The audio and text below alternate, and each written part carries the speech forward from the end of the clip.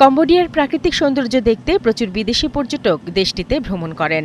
আর কম্বোডিয়ার দ্বিতীয় বড় শহর সিম রিপে রয়েছে দেশটির প্রধান পর্যটন আকর্ষণ অ্যাংকর ভাট। কিন্তু থাইল্যান্ডের সাথে চলমান সংঘর্ষ সিম রিপে ছড়িয়ে পড়ার পর পর্যটন কেন্দ্রগুলো অনেকটাই ফাঁকা। একসময়ের ব্যস্ত রাস্তাগুলোতে এখন ট্যুর বাস অনেক কম। স্থানীয় হোটেল এবং রেস্তোরাঁগুলোতেও নেই গ্রাহকদের তেমন ভিড়। বর্তমানে খুব কম পর্যটক আসছে। আমাদের মাসাজ শপের আয় প্রায় অর্ধেক কমে গেছে।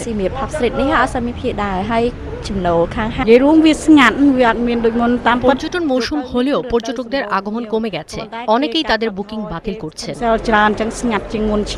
হোটেল ব্যবসায়ীরা জানান, দুদেশের মধ্যে চলমান এ সংঘাত দীর্ঘস্থায়ী হলে পর্যটন শিল্প মারাত্মকভাবে ক্ষতিগ্রস্ত হবে। সীমান্ত সংঘর্ষ শুরু হওয়ার পর থেকে পর্যটন মারাত্মকভাবে প্রভাবিত হয়েছে। ইউরোপ এবং এশিয়া থেকে আসা দর্শনার্থীরা ক্রমাগত তাদের বুকিং বাতিল করে চলেছেন।